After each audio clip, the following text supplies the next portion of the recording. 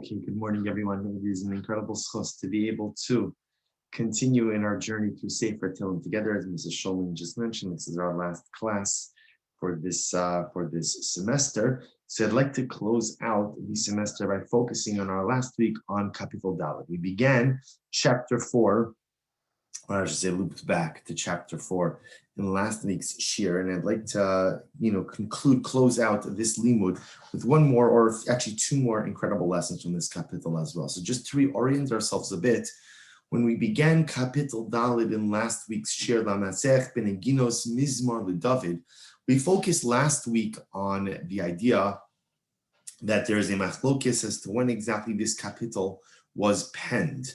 What event did David HaMelech write this kapitel in response to? So we saw the opinion of the Radak and others who said that Kapitel Gimel chapter 4, is a continuation of chapter 3, where David HaMelech really begins the Mizmor LeDavid Bavarcho Mipnei Avshalom Beno, that these series of kapitelach are a response to David HaMelech's flight in the face of the rebellion from Avshalom, and Kapitel Dalet continues along that same theme. But then we saw the opinion of the Malbim and others who explained that in fact this kapitel was really a response to the drought and famine that was a divine punishment for Shaul's wiping out of the city of Nov, Ir HaKohanim, the city of Kohanim, and also the resulting, loss of life for the Givonim. And we spoke about the lessons that come out from this particular kapitel, the lesson of collective responsibility, the danger of passivity. But what I'd like to draw your attention to as we begin this week's shiur is number 4. Rav Shmuel Hirsch puts forward an incredible comment on this kapitel, which, again, really irrespective of whether you understand this kapitel to be a response to King David's flight from Avshalom, or to the collective responsibility for the sin of Shaul in wiping out the city of Nov, Rav Hirsch makes an amazing observation. But before we get to Rav Hirsch, understand this kapitel, chapter Dalet, in reality is very similar to so much of what we've seen through Sefer Tehillim, right? I think as we were going through Sefer Tehillim, I think we got up to chapter 86 or 87. And, you find an incredibly prominent theme in Sefer Tehillim.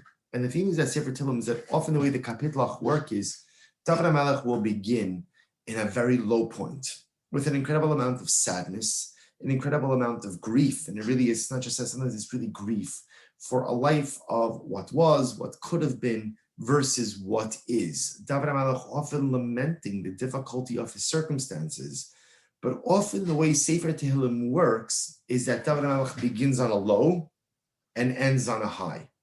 That high comes from belief in HaKadosh Baruch Hu, that high comes from belief in himself, that high comes from a recognition that as difficult and overwhelming as things may seem right now, he believes that they can and will turn around. Now, what's fascinating to note, and this kapitel, you'll go back and you'll take a look at the text of this kapitel, is no different.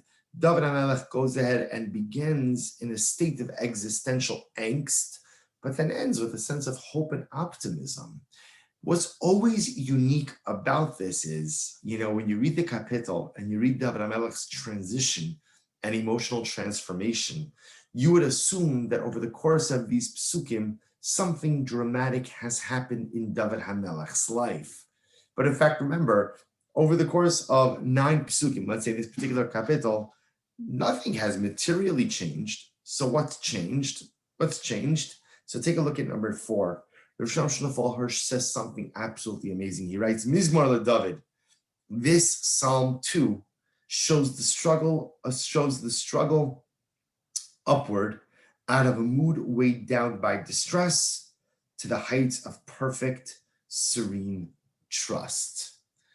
And I find this statement of Rav Hirsch, and by the way, I want to point out, Rav Hirsch makes this same statement on a number of kapitlach, because they're true for a number of kapitlach, that what happens over the course of Sefer Tehillim, I think, if being that this is our last class for this semester, we have not finished Sefer Tehillim, we've been unsuccessful in that quest for many, many years.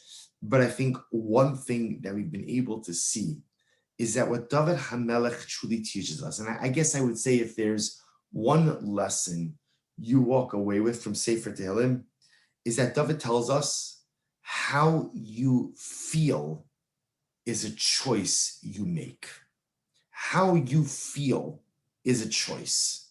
And this is incredibly important because if you think about this, if you ask people, how will you achieve a state of happiness? So if you ask most people, their happiness is dependent on something external to them. And the truth is, this question often is dependent on where you catch people in their stage of life, right? So when someone's younger, they'll say, oh, I'll be happy when I get married. Obviously you could back it up all the way, right? You can start with little children, when I'll be happy if, or I'll be happy when. So if I'm younger, I'll be happy when I get married. After I'm married, I'll be happy when I have children. Once I have children, I'll be happy, when my career is like this. And once you have a career, I'll be happy when I have graduated. We constantly move the bar of happiness. And what's interesting is the common denominator, and it really starts when we're children, because you stop a child, right? Sheifela, when are you going to be happy? I'm happy when I get this toy, when I have this thing. And from the time that we're young, we often erroneously hinge our happiness on something external to us. I'll be happy when. I'll be happy when this occurs. I'll be happy if this person does this. I'll be happy when my kids listen to me. I'll be happy when my children make the right decisions. I'll be happy when. And the danger of outsourcing your happiness is that you may or may not become happy. What David HaMelech teaches us is how you feel is your choice. No one else controls your happiness. No one else controls your sadness. No one else controls how you feel about yourself and about your life. Now you'll say, that's crazy. That makes absolutely no sense. It's not true, right? If my spouse does this, I'm going to feel a certain way. My kids do this, I'm going to feel a certain way. My employer does this, I'm going to feel a different way. So of course, my happiness and my feelings in life are controlled by others. So obviously like this, they're not controlled by others. The way I feel is informed by others. So obviously, again, if my spouse acts a certain way, that has an impact on me. My kids act, my employers act, everything that happens around me informs how I feel. But at the end of the day, how you actually feel in life, the way you feel is your choice. It's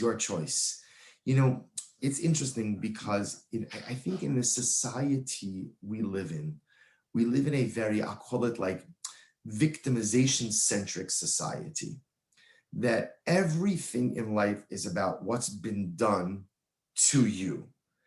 And victimization is an incredible thing. It's an incredible thing.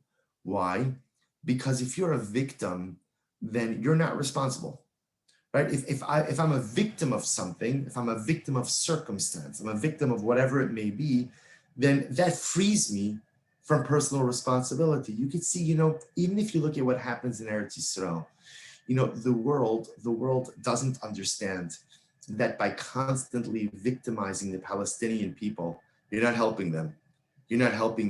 They are generational victims, right? They've been refugees for decades. The rest of the world has moved on. The rest of the world has found their way, but they are constantly victimized. And by making them the victim, it precludes them from self-actualization. I don't mean to get political. This is not a political. This is just an incredible illustration of what it means to be a victim. So if at the end of the day, your happiness or your feeling of self-contentment or your self-worth is dependent on someone else, and now look, I can't be happy because look how this one treated me. Look what this one did to me. Look how this one impacted me. You're a victim? If you're a victim, then you have no control. So again, it's convenient to be a victim. And some people really like being a victim because it frees me from all responsibility. But David HaMelech says, at the end of the day, how you feel about yourself and how you feel about your life is your decision. You want to be happy in life? It's going to sound very simplistic. Make a choice to be happy. Make a choice to be happy. And when you make a choice to be happy, you begin to see the world in a dramatically different way. Are there plenty of reasons to be unhappy?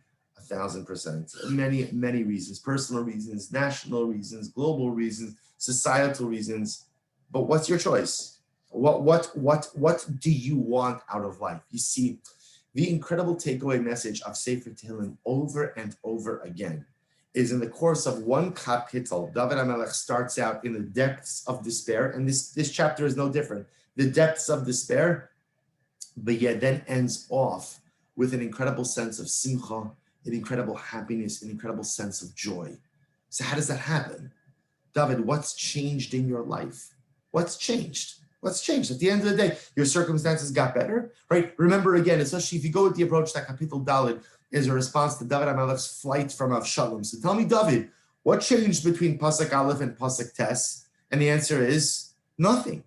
Nothing externally, but everything internally. Happiness is a choice. Happiness is a choice because people make the erroneous mistake, and we do this all the time, and very mature and wise people make this mistake of thinking that happiness is dependent on something external to me. If I have this, when I accomplish this, if I acquire this, then I'll be happy. Well, there's always something extra additional to accomplish. There's always something additional to purchase, right? There's always, many of us know that well, right? There's always something additional to go ahead and hinge my happiness on. But that's the catastrophic mistake of life. If you hinge how you feel on something external to you, then you give up the reins of your personalistic happiness. But if you understand that how you feel is a choice, don't outsource your happiness. If you want to be happy in life, make a decision to be happy. Make a decision. You want to be optimistic in life, make a decision to be optimistic. You want to have a good worldview, make a decision, because how you feel is absolutely up to you on any given day. There's good stuff, there's bad stuff. That's just the way that it is. The question just is how you choose to feel. And that's what the Hirsch is saying over here. This Psalm 2 shows the struggle upward out of a mood weighed down by distress to the heights of perfect, serene trust. The greatness of David HaMelech is that every single day he faced overwhelming circumstances. And yet, virtually every day, I'm sure it wasn't every day, but many days, David HaMelech makes the choice to be happy. He makes the choice to move himself out of distress. He decides to move himself from being weighed down by this distress into a sense of serenity, a sense of hope, a sense of happiness. And that was his choice. How you feel is your choice. Do you know how much conflict is created in marriages? Because a wife thinks, I'm not picking on a wife here. I could switch it around as well. And I'm outnumbered over here, so I'm not picking on wives at all. Chas v'shalom. But what I would tell you is, you know how many times, right, there's distress because a wife feels, well, my husband's not making me happy. Who says your husband's supposed to make you happy? You want to be happy, be happy. That's no one can make you happy. Other people could inform and help to shape your happiness. But if you want to be happy in life, that is a decision you have to make. Or how many people, my children are doing. Okay, you can't control your children. We all recognize, we learn that lesson in different stages in life. Don't hinge your happiness on your children. You know, someone once said, I think the statement goes, you're only as happy as your least happy child.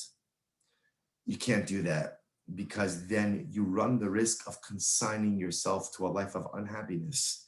Because at the end of the day, you may have unhappy children. You may have unhappy children for a variety of different reasons in life, and some of them very good and legitimate reasons. And a parent is always going to worry. A parent is always going to be in some level of existential distress when I know that things with my kids are not exactly right. But your choice to be happy in life has to be your choice and your choice alone. And that's what David HaMelech teaches. David HaMelech also had unhappy children. I'm putting unhappy children, saying that he had that's putting it mildly. He had profoundly unhappy children. He actually had a number of dysfunctional children. And he had situations with our children that In Meretz Hashem, none of us ever chas v'shalom will see the circumstances that he had, but he still makes a choice. He makes a choice ultimately again. And by the way, I want to point out, this is not our topic, but you understand in general, when we speak about happiness, that Judaism's view of happiness is not like, oh, I'm always so happy and elated and with a big smile on my face and everything is hunky-dory, because for most of us, life is not like that. Happiness, at least from a Judaic perspective, is a sense of serenity that comes from a sense of meaning, of purpose, of hope. There are times in life that I can't have a smile on my face for a variety of reasons, but I can still experience an inner sense of happiness. But that's not our topic. Happiness in Yiddishkeit is a series unto itself, because what it means really to be besimcha in life, to be, like Rabbi Nachman says, mitzvah gidol lios besimcha tamid, to be in a perpetual state of simcha, is a very complicated, both theological and emotional discussion. But leaving that aside, what David HaMelech is teaching us is how you feel in life is your choice. You choose to be unhappy or unhappy. You choose to be optimistic or pessimistic. You choose to have good perspective or to have flawed perspective.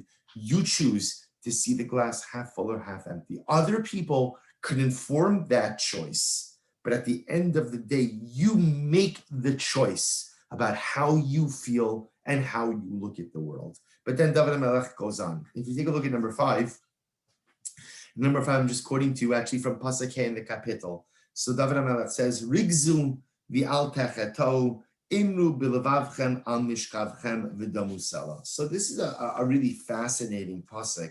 So David HaMelech says literally Rigzu. Now the English translation over here uses the word quake. Quake. Okay, we're going to see Rigzu really means something a little bit different. We'll get to the definition in just a moment. But using the English here, quake and do not sin. Imru b'levavchem, say this in your heart. Al mishkavchem, on your bed. V'domu sela, and be silent forever. Be silent forever. Okay, so what is David HaMelech referring to over here? So on the most basic level, remember, this is Pasuk K. So if you want to understand what Pasuk K is referring to, the best way to do that is, in a very deep insight, look at Pasuk Daled. Look at the Pasuk beforehand, right? What is David HaMelech referring to right beforehand? So if you go back to number 1 for just a moment and take a look in Pasuk Daled.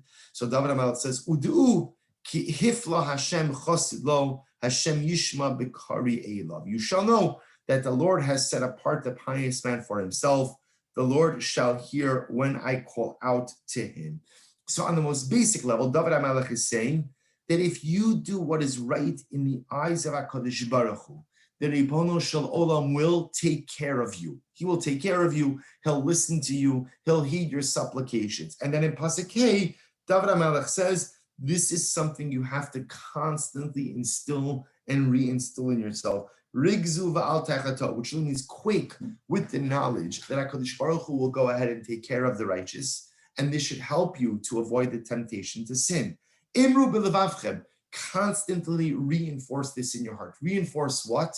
That if you do the right thing, some way, somehow, the Ribono Shel Olam will take care of you. Al mishkavchem, when you lay down to bed, remind yourself again of this core and central belief that the Ribono Shel Olam will take care of those who do the right thing. It may take a little bit of time, or it may take a lot of time. It may even take a couple of lifetimes. But at the end of the day, HaKadosh Baruch Hu takes care of those who pledge their allegiance to him. But the truth is, interestingly enough, at number 6, the Gemara Maseches Brachos has a little bit of a different understanding of this pasuk. The Gemara says as follows: Amar Rabbi Levi Bar Chama Rabbi Shimon Lakish, the Olam Yargis Adam Yetzer Tov Al Yetzer Hara. So this is actually quite interesting. The Gemara understands this to mean as follows: the lashon of roges, rigzu. So the English translation in number 5 had it as quake, but the truth is roges is anger, So the Gemara says, what does it mean? Rigzu va'al techatau. What does that mean? Literally, again, get angry and you will not sin. So the Gemara says, what does that mean? Li'olam yargis adam yetzer tov yetzer hara, which literally translated means you have to get your good inclination angry at your evil inclination in order to avoid sinning. Shene'emar, rigzu v'al techatau. So what does this mean? First of all, in general, what's interesting about this is anger. You know, the Rambam in Hilchos Deos writes that when it comes to most midos, a person is supposed to have a little bit of everything, right? There's no such thing as a midah, as an attribute or a character trait that you're not supposed to possess. The shaila, the question just is, how much of any particular midah? For example, I'll just give you an example. The Gemara Maseches Sota says that gaiva, arrogance, is an incredibly destructive midah, incredibly destructive character trait. Yet the Gemara says that a Talmud Chacham, a Torah scholar, is supposed to possess a shminis shebeshminis, a very small amount of gaiva. And the truth is, it's not just the Talmud Chacham. Every person is supposed to possess a little bit, a tiny little bit of gaiva. Because if you don't, because remember, a little bit of gaiva translates itself into a sense of healthy self-worth, right? Remember, again, if I have no sense of self, if I have no self-awareness, if I have no little bit of ego, then I could become a doormat. Then people could trample all over me. See, even arrogance, which is an incredibly destructive midah, you need to have a tiny little bit in order to create a healthy sense of self. So every midah, the Rambam writes, a person is supposed to have a little bit of it, with one exception: kas, anger. Anger, says the Rambam, is such a destructive character trait that a person should obliterate any trace of anger from himself. Yet here the Gemara says, you're supposed to have some anger.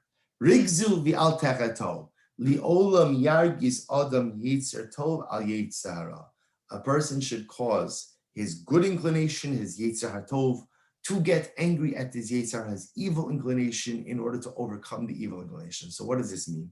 So we're going to jump for a second to number 7. So the tzlach, the tzlach was the Nod de Yehuda. Rav Yecheskel Landau, you can see his biography over here, born in 1713 in Poland and dies in 1793. So the tzlach says something absolutely amazing. He writes, V'zeu shehiskir kan. When we see over here, the olam yargiz, shelo yachzik hayetzahar li ohev ima yetzer tov, rak tamid yargiz she'esina beinehem. So listen to this. So the tzlach says something absolutely amazing. He explains, what does it mean that you should get your yetzer hatov angry at your yetzer hara? See, he says something amazing. The tzlach says, in life, you have to despise evil. You have to despise evil. You see, if you think about this for just a moment, we live in a time, I think societally, there's an incredible trend for moral equivalency. Right? It's very passé, and out of style to say that something is wrong, right? Nothing's wrong. What do we have? We have alternatives. There are alternatives, right? This is an alternative. This is an alternative. This is an alternative. Everything's right. There are just different alternatives to right. Now, the truth is that is true to a certain degree. There are very few things in life that are black and white. Right? There are like within the realm of that which is right, there are different shades. But then there are also things that are wrong. There are things that are just unequivocally wrong. There are things that are immoral, and they're not different shades. They're just wrong. Again, within the realm of that which is correct, there may be different shades of correct. There may be different alternatives to that which is correct. But then there's also a line between moral and immoral, right and wrong. And so the tzlach says that's the Gemara is saying. You have to be able to call out wrong and tell it for what it is. You can't go ahead and allow the lines between moral and immoral, right and wrong, tameh and tar to be blurred. Now, again, what does this mean? It doesn't mean that you go ahead and you yell at people who are doing the wrong thing. And it doesn't mean that you go ahead and make public displays against people who you may feel is wrong. There are ways to handle this, but the idea is in terms of your own inner moral compass. The Gemara says, Li'olam yargiz adam yetzer hatov al yetzer hara. You have to have clarity with your inner moral compass, and you have to despise evil. Now, again, remember, we always say, hate the sin, not the sinner. This is incredibly important. You have to love every person. You have to love every person. And by the way, it's good to love greater humanity as well, because the moment you begin hating anyone is the moment you begin to sow the seed of hating everyone. It's kind of like honesty and integrity in business. If somebody says, "Oh, I'm always very honest in my business practices with Jews, but with non-Jews I cut corners," word to the wise, don't do business with that person. Because the moment that a person starts cutting corners with anyone is the moment that they'll start cutting corners with everyone. It's a lot of the same thing with hate as well. The moment a person displays a sense of hatred towards anyone, that midah seeps into everyone. But in terms of my inner moral compass, do I know what's right and do I know what's wrong?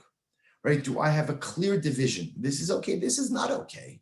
Right? Are there areas of gray? Of course, absolutely. Life is filled with gray. But when you see evil, are you able to identify it and say, you know what? That's evil. That's wrong. That's where I draw the line. Now, what does it mean drawing the line? I may never say a word about it. Right? I may never go out and make a public gesture to it. But in my own inner moral compass, do I know what is right and do I know what is wrong? And you'd be surprised how often we make excuses for wrong and how often we make excuses for that which is objectively immoral and inappropriate. Can't make excuses. Again, I could love the sinner even if I hate the sin, but I have to know what's right and what's wrong. And in my own, even when the world around me lives in a state of moral equivalency, I have to know for my own inner moral compass what is tameh, what is tar, what is kasher, what is treif, what is permitted and what is prohibited. And that is so incredibly important because the moment you lose your inner moral compass is the moment you get lost in life. And then you end up making decisions that are just wrong decisions. And especially if a person is raising children, especially young children, if your moral compass is not clear, you end up with chinuch ambiguity.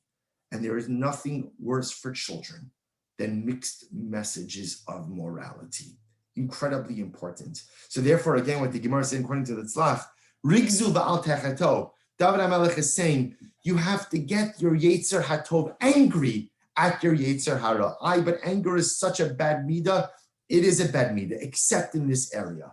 I have to know what is right and what is wrong. And I have to be crystal clear on what's the Yetzer HaTov and what's the Yetzer Hara. What is moral, what's immoral, what's good, what's bad, what's tameh, what's tar, what's kasher, what's treif. And those lines have to be very clearly drawn. There's a lot of room that I can navigate, but there are certain lines that I cannot cross. And I have to get my Yetzer HaTov fired up enough, quote unquote, angry enough, that it knows what's wrong. It knows what is the line of demarcation. What is the no pass line? What is the area that I'll go up to? But chas v'shalom, not any further. Now the Gemara goes on. And the Gemara says, it's quite a beautiful Gemara in number 6. So the Gemara says, so if you could do that, so the first step is Rigzu v'al techato. Get your Yetzer HaTov angry enough at your Yetzer Hara that you know what is right and what is wrong. What line simply I will not pass in life. If that works, im nitzcho, if that works, in other words, to vanquish your Yetzer Hara, then fantastic, mutav, that's great. Vim lav. What if that doesn't work? In other words, what if I just can't get myself fired up enough? And when I say fired up enough, by the way, I want to point out, no one else externally may even know what's happening inside of me. This is an internal process. This is the calibration of my own inner moral compass. How do you ensure that your inner compass is properly calibrated? So the first step, Rigzu v'al techato. Make sure that your Yetzer HaTov, your good inclination, is strong enough, is angry enough, so to speak, to overcome your Yetzer Hara. Make sure you know for yourself what's right and what's wrong. If that doesn't work, the Gemara says, Vim lav, yasok b'Torah.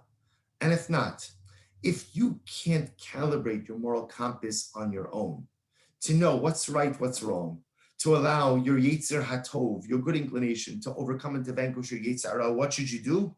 Yasok b'Torah. You should learn. You should learn. Because how else in life do you know what to do if you don't learn? So if you can't calibrate your compass on your own, steep yourself in Torah, learn Torah, live Torah, and by doing so, you will be able to calibrate your moral compass. What happened? And that's imru b'levavchem. That's say it in your heart. So the Gemara is just dissecting the pasuk. So the first part of the pasuk, rigzu va'al techeto, self-inspiration, self-calibration. Allow your Yetzer Hatov to get angry at your Yetzer Hara. Calibrate your inner moral compass and decide and know what are the lines of demarcation between morality and immorality, good and bad, good and evil, kosher and treif, tamei and tahar. If you can't do that on your own, imru b'levavchem, learn. Steep yourself in Torah, learn more, because the more you learn, the more you are empowered to go ahead and calibrate your inner moral compass. What happens if that doesn't work? So the Gemara says, Al mishkavchem, right? What should you do? Al mishkavchem, on your bed. So the Gemara says, on your bed is a reference to Kriyas Shema. Saying Shema is like Kriyas Shema lamita, right? Kriyas Shema before you go to bed. If not, so if you can't, so if I can't calibrate my moral compass on my own, and even when I learn, I seem to still be shrouded in so much life ambiguity, say Shema. What does it mean to say Shema? What it means to say Shema is to reach out to Hashem. You know, it's interesting that often we reach out to Hashem. We know certain things we reach out to God for, right? I reach out to God for parnasa, for health, for things that I recognize that God controls. But it's interesting, sometimes we forget to daven to HaKadosh Baruch Hu for the most important thing I need from God, and that is clarity. Clarity. Ribono shel olam, I need your help in achieving life clarity, because every single day I have to make decisions. And how do I know that the decisions I'm making are correct? I think they're correct. They look correct. They feel correct. They feel like they're being guided by some higher calling or some moral compass. But how do I know that I'm calibrated in the right way? So David HaMelech says, make sure to reach out to HaKadosh Baruch Hu. So if you can't calibrate your moral compass on your own, and even once I steep myself in Torah, I still seem to be shrouded in so much ambiguity. I don't know the right decisions and the right directions to take in life. Al mishkavchem, say Shema. Say Shema means reach out to HaKadosh Baruch Hu and ask him for clarity. What happens if that doesn't work? So now we're getting to the end of the line over here, right? I've been unable to calibrate my inner compass on my own. Rigzu va'al techeto, I haven't been able to do it on my own. Even once I've learned Torah, steeped myself in Torah, I still can't seem to get the clarity I need in life, okay? Al mishkavchem, I've said Shema, I reached out to God, and I still can't seem to get the clarity that I need to get. What's the last stop? V'domu sela. Now, domusela literally means be silent forever. Says the Gemara, last line in number 6, Ve'im lav yiskar lo yom hamisa. Remember the day of death. Nothing forces a person to get their affairs in order more than the reality that life is a finite, non-renewable resource that comes to an end. And I don't know when it comes to an end. So I better get myself in order. I better get my life in order. I better calibrate my inner moral compass, because I do not know when this journey comes to an end. So let's analyze this a little bit outside. So what ends up happening is as follows. So what David HaMelech is really teaching us in this incredibly profound pasuk over here is the need to establish a moral compass. How else do I go through life without a moral compass? How do I make my decisions? How do I know how to raise my family? Forget about my family. How do I know how to raise myself, right? Because we're often so focused on raising other people that we forget the most important person we raise is ourselves, right? And that I'm responsible until 120. How do I properly raise myself? I need a moral compass. So how do you establish a moral compass? How do you know that when you look at the world, you're looking at the world through the right lens? So David HaMelech says there's a progression. Step 1, rigzu va'al techeto. Strengthen your Yetzer Hatov to the point that your good inclination, your desire to do good is stronger than your Yetzer Hara. That is how you calibrate. Get yourself in a positive way, angry at your Yetzer Hara. No, this is right, this is wrong. This is Tameh, this is Tahar. This is Kosher, this is Treif. This is good, this is not good. So the first step is, can you calibrate your own moral compass? Do you know? Do you have enough knowledge? Do you have enough awareness to calibrate yourself in a personalistic fashion to put yourself on the right path going forward? Well, sometimes the answer to that is no. I can't do it on my own. Okay, no problem. Next step, Imru b'levavchem, say it in your heart. The Gemara says that's a reference to learning Torah. Steep yourself in Torah. Because the more steeped in Torah I am, the better calibration my inner moral compass has. But what happens if still I find myself shrouded by ambiguity? Al mishkavchem, reach out to Hashem and ask Hashem for clarity. By the way, it's interesting that if you notice in David HaMelech's progression, we're asking Hashem for clarity is step number 3, right? You would have thought, should that not be step number 1? To which David HaMelech teaches us no. Before you ask God for help, you have to make sure that you are doing whatever you can for yourself. You can always ask HaKadosh Baruch Hu for help, but are you putting in the right personalistic effort? Are you putting in the right level of hishtadlus? Are you trying to help yourself, or are you just relying on God to do all the heavy lifting? So you have to take the first 2 steps on your own. But if you still find yourself shrouded by ambiguity, still my moral compass is not properly calibrated, reach out to Hashem, ask Hashem for help. And if none of that works, and you still find yourself shrouded in life ambiguity, still feeling like my inner moral compass is not properly calibrated, remind yourself that life comes to an end. Life comes to an end. And although I believe in Olam Haba, remember again, what is the world to come? What is the world to come? The world to come, Olam Haba, is where you reap the benefits of the life you lived here. So Olam Haba is only something to look forward to if I maximized my life here. If I did not maximize my life here, I am not looking forward to Olam Haba. So if at the end of the day, I can't self-calibrate and I steep myself in Torah, but I'm still shrouded in ambiguity, and I reach out to God, and I say, God, give me clarity, but I still don't have clarity. So how do you get clarity in life? This is going to sound very, very, one simple way. I'm going to die. And I know that sounds like a little bit harsh. I'm going to die because for most of us, nothing gets us moving like a deadline. I know that I may have to clean up a room in my house. I know that I have to clean it up. And by the way, I've had to actually get the junk out of there for the last 16 years. But nothing gets me moving like knowing company's coming and someone's going to stay in that room. And as long as the world doesn't see my mess and I can close the door, I'm good. I'm good with it. But once someone else is going to see the mess, oh boy. It's incredible how 16 years the same box has been sitting there unopened from the time I moved last time, right? But now that I know that someone's coming into that room, wow, we're going to move into high gear and everything's going to get going. You know what? I'm going to die. One day I'm going to die. And my whole life is going to be an open book before the Ribono Shel Olam. And my entire Olam Haba is going to be based on how I maximized or did not maximize my life. I am going to die. And I hope with all of my heart that it's not until 120. But the truth is, I have no idea when life comes to an end. If it comes to an end tomorrow, or if it comes to an end 100 years from now, I have no idea. But because I have no idea, I better get it into high gear. Because at the end of the day, I don't want to leave this world with boxes and clutter and junk sitting all around the dining room of my life. I don't want that. I want to have everything cleaned out. I want the garage cleaned out. I want the dining room cleaned out. I want everything in order so that when I meet my maker, I am confident and prepared to do so. I don't want to leave this world with the clutter of ambiguity sitting all around the different pockets of my existence. I want to unpack.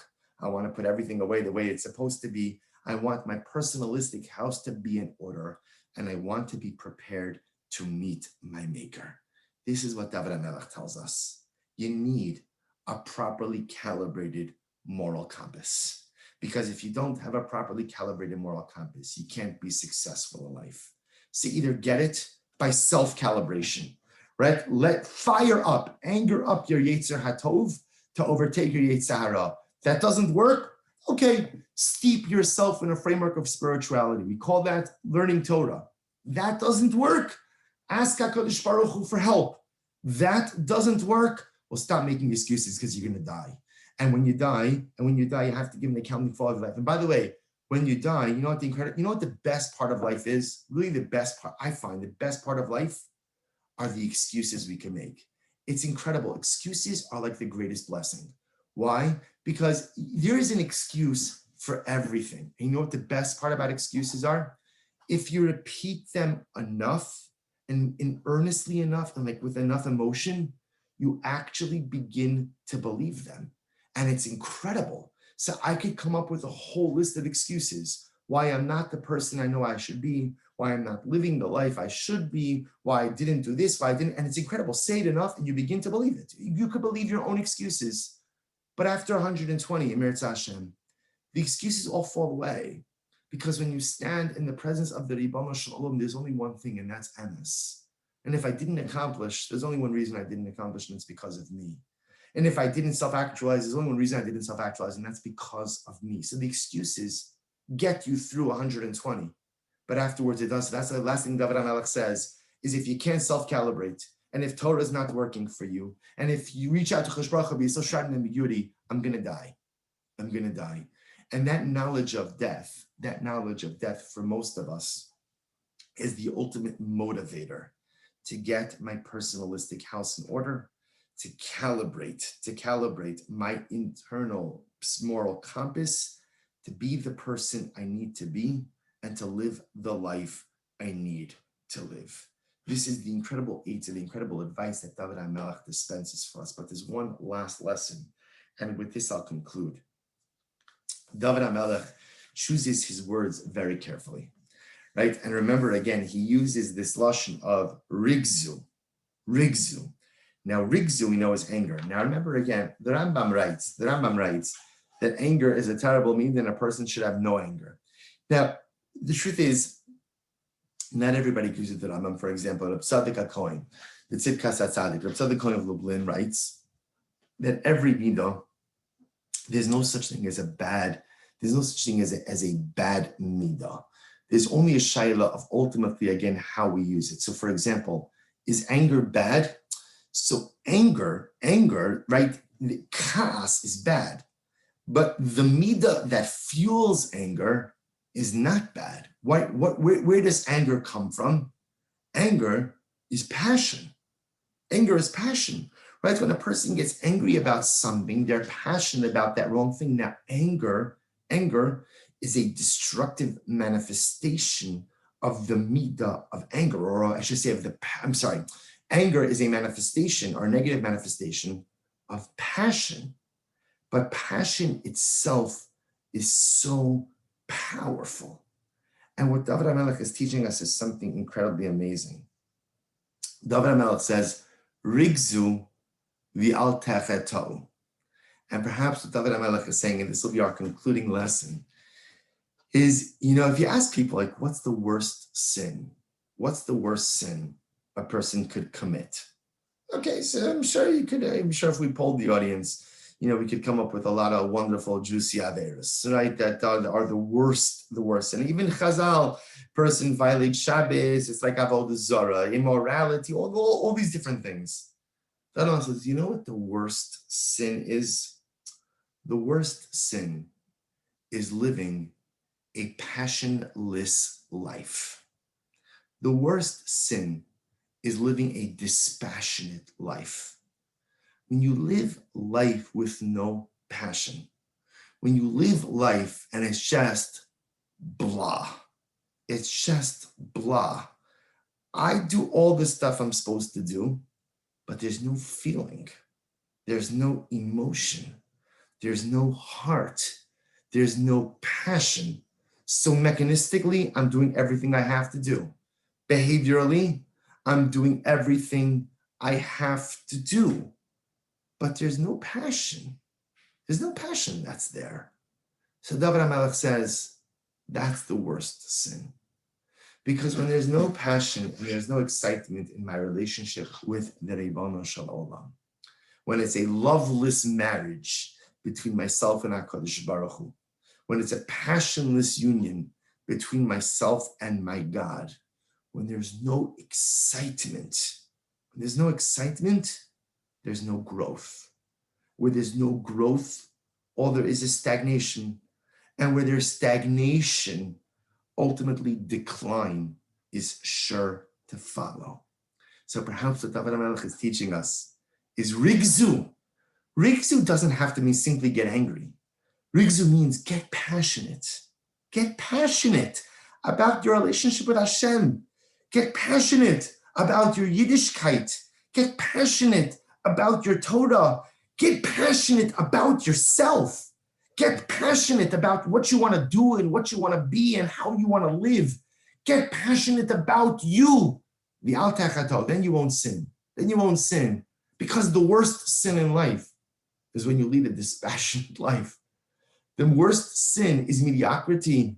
The worst sin is flatlining, or to say it perhaps in a more sophisticated way, the worst sin is blah, right? The worst sin is living a blah life. It's blah, blah, blah, blah, blah. It's the same thing. It's the same thing day in, day out, do this, do that.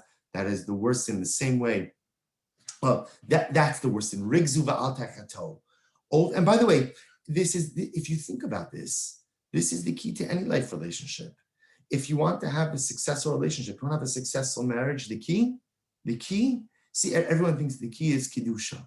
It's Kedusha that makes a successful marriage. Okay, I haven't been married that long. I don't think that's true. I think Kedusha is an important ingredient. And I'm not a relationship guru. You can ask my wife. She will verify that. But I think a simple man's is the key to a successful marriage is passion. Is passion. You see, when we think about passion, you have to think about like physicality. That's part of, but that's what I mean. Being passionate about someone is, I'm passionate about you. You're important to me. I'm crazy about you. I care about you. I love you, and I'm effusive in that, and I'm excited. And you know that I'm excited about you, and you know that I care about you, and you know that you're important to me. What's true in marriage, and by the way, it's the same thing in a friendship. What makes a meaningful friendship is passion. You see, we use the word friend very interchangeably with acquaintance.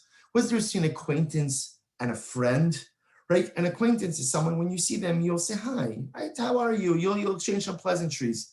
A friend is someone who you deeply care about, who you're passionate about.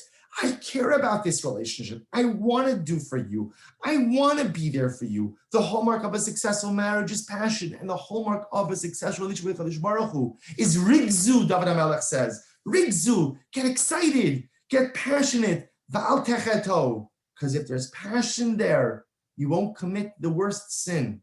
And the worst sin is not Chilul Shabbos, and the worst sin is not, those are all bad things, right? The worst sin is living a dispassionate Judaic life. The worst sin is being blah about your Yiddishkeit, being blah about the Ribono Shel Olam. Because if you're blah, it is only a matter of time until ultimately the descent and disintegration of the relationship occurs. Rigzu v'al techeto. Be passionate about your Yiddishkeit. Be passionate about your relationship with Torah. Be passionate about your relationship with the Ribono Shel Olam. So if we bring this all together, it turns out that David HaMelech provides us with three beautiful lessons. Lesson number one is it is how you feel is your choice. You choose how you feel. You want to be happy, make a choice to be happy. And if you're sad, understand you've made a choice to be sad. Other people can inform and impact how you feel. But ultimately, again, only you choose how you feel. Lesson number two, we must each create a refined internal moral compass. We have to know the difference between right and wrong, between tameh and tahar, between kasher and treif. We must always know where to draw that line. We could be accepting, we could be loving, but for our own internal moral compass, I have to know what is right and what is wrong. The orange is different. Not everything is another shade of right. There's a line, and I have to know how to draw that line. So how do you do it? David HaMelech says the first step is see if you can do it yourself. Can you go ahead and cause your Yetzer HaTov to get angry at your Yetzer Hara? If that doesn't work, Torah. If that doesn't work, reach out to Hashem for clarity. And if none of that works, remind yourself, life comes to an end. So stop making excuses and start engaging in dynamic activity. Stop explaining why you don't have an inner moral compass, and start trying to cultivate and refine it. And finally, lesson number 3, Rigzu va'al techato. David HaMelech reminds us, the worst sin in life is not any particular avera. The worst sin in life is leading a blah, dispassionate, unexciting, unmoving relationship with HaKadosh Baruch Hu. That's the worst sin. Therefore, Rigzu, get yourself excited, get yourself passionate, motivate yourself to strive for something more, va'al techato, and then you will refrain from committing the worst sin, the sin of dispassion, the sin of blah. These are the lessons of David HaMelech, the lessons hopefully that will help us lead more successful and more meaningful and more impactful lives. The lessons that were true, when David HaMelech wrote them, and the lessons, because the human condition doesn't change. Everything else changes, but people don't change. People are always the same, and the struggles are always the same, and the human condition is always the same. And David HaMelech gives us the keys, gives us the solutions, gives us the aids, gives us the strategies to become the best version of ourselves. May we zocha me'eretz Hashem to internalize them.